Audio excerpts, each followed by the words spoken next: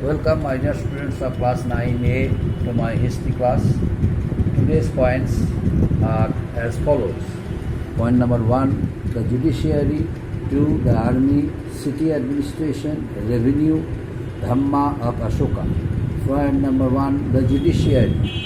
During the rule of the Mauryas, there was a good network of administration. There was a good administrative system. And according to that administrative system, there was a good system of judiciary. Judicial system also was very good. There were two types of methods by which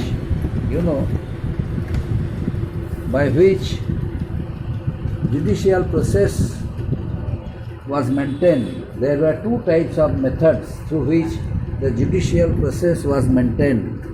These two techniques and methods names were Dharmasthya and Karnataka Sudhara. Dharmasthya and Karnataka Sudhara. The Dharmasthya dealt with the civil matters, all civil matters including disputes of land revenues, and regarding the property matters.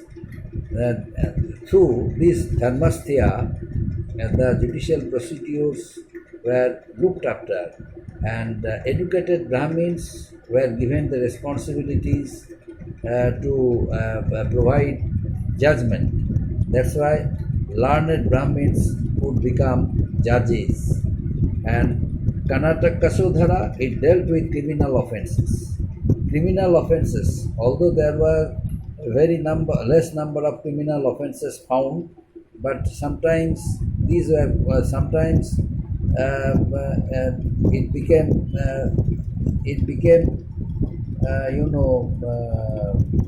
it occurred also. Sometimes it occurred, and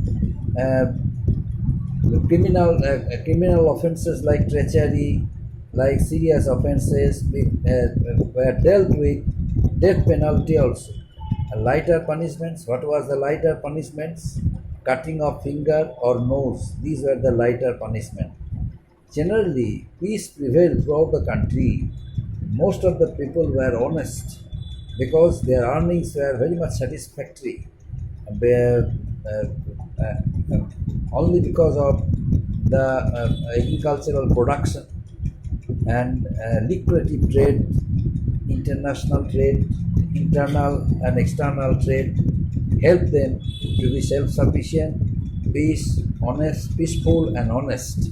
That's why a less number of criminal offences were found during the rule of the Mauryas. And next point, the army. The army during the period of Emperor Chandragupta Maurya, the army was an organized fighting force. Chandragupta had a huge army comprising of infantry, cavalry, elephants and chariots. And Senapati was the head of the army. Although king would lead the army during wars, king would go there to encourage the soldiers, to encourage Senapati. The army was equipped with bows, arrows, swords, armors, etc. Besides, according to Megasthenes, the empire had huge military capabilities. It had 6 lakhs infantry, 30,000 cavalry, 9,000 war elephants and 8,000 chariots. Now you see the strength of the army of Chandragupta Maurya. Chandragupta Maurya was not only a brave king but also a ruler of huge army. That's why he never considered any defeat against his enemies and was able to check the attacks of the invaders and extended his empire throughout different parts of India. Now, city administration. Next point, city administration. You know, Megasthenes wrote Pataliputra as Patalibhodra. He named it Patalibhodra, Megasthenes.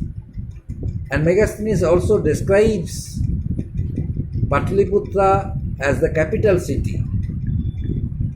According to Megasthenes, in the administration under the Mauryans, Pataliputra had different types of administrative systems since it was the capital city.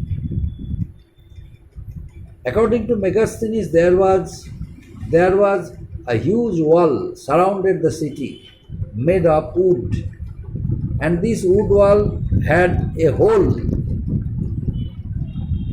Now, why were these holes? In order to discharge of arrows through the holes, in order to kill their enemies, who sometimes would attack and would wait outside the wooden wall. During that time, the soldiers of Chandragupta Maurya would target them, would kill them through their arrows. The wall was made of timber and had 570 towers and 64 gates to look after, to protect the country, to protect the capital from the attacks of the foreigners or enemies. The administration of Pataliputra was looked after by a committee of 30 members, and this committee also was divided into six boards. This committee of 30 members was divided into 6 boards. Number 1, first board looked after industry and arts. Second board looked after the welfare of foreigners. Third board looked after births and deaths. Fourth board looked after regulated trade and commerce. Fifth board checked the quality of manufactured goods, whether the quality was good or wrong, the quality good or worst or bad. Then they got it back and ordered them to remanufacture it before supplying it for other supplying it in the market. And sixth board collected taxes and revenues or on goods sold. So these are the 6 boards worked under the committee of 30 members. And now, next point, revenue. Revenue was the most important or chief source of income of the state because of agricultural production. Bulk quantity of crops were produced from agricultural lands because so many fertile lands were there, and there was a good system of harvesting. There was a good system of harvest, good supply of water, adequate supply of water helped the peasants and farmers to cultivate a lot and different types of crops they produced from their agricultural lands. That's why they had no problem to pay taxes and revenues to the king. And there was a beautiful palace. During that time, there was a system 1/4 to 1/6 of the produce they would have to pay as revenue. There was another products from forest, cattle and mines. According to Kautilya's Arthashastra, there was a system of road tax, there was a system of water tax.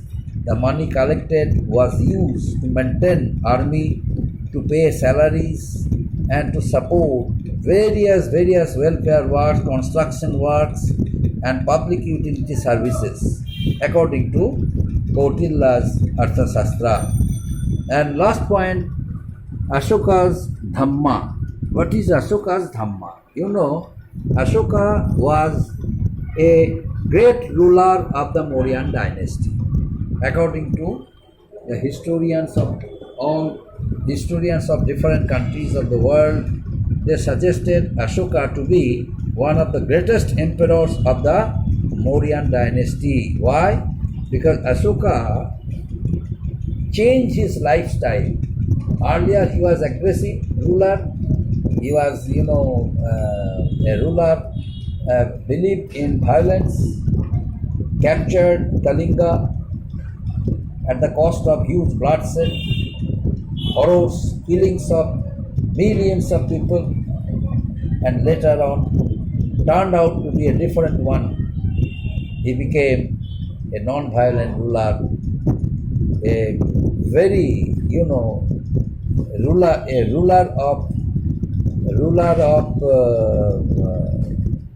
ruler who sacrificed his life for the welfare of the people, for the welfare of the country. It was Ashoka who proved himself to be a king of the people, for the people. Later on, he realized that it was only one religious concept of Lord Buddha. His life and he himself could be motivated.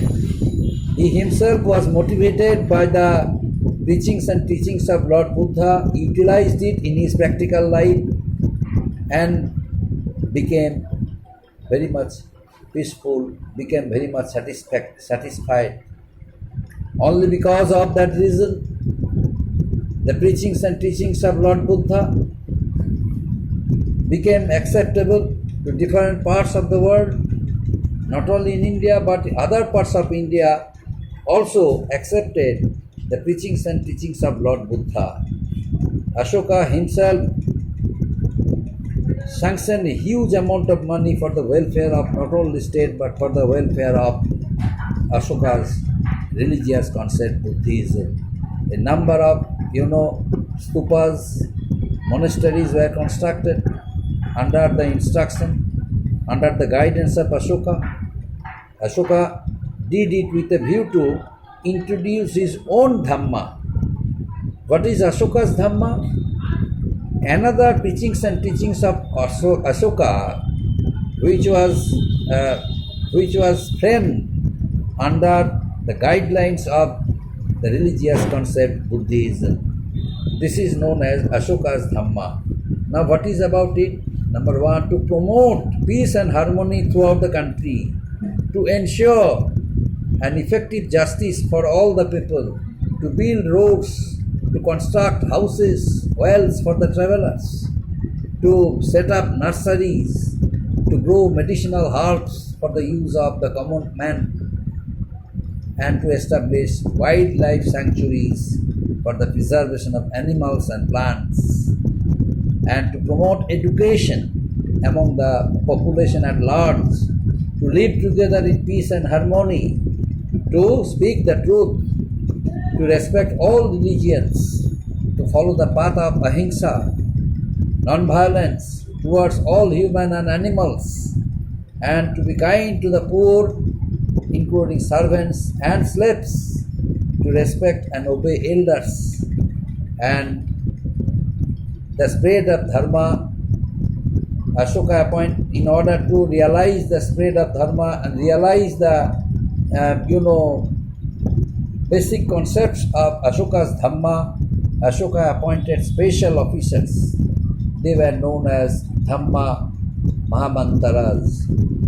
These Dhamma Mahamantaras tried their level best to fulfill the dreams of Ashoka, the preachings and teachings of Ashoka's Dhamma, and to welfare the people of the country, and by means of their efforts, personal efforts, Ashoka's Dhamma also were accepted among the people of different parts of India. They accepted Ashoka's Dhamma, which was based on the concept, the preachings and teachings of Lord Buddha's Buddhism. Up to this, my dear students, thank you.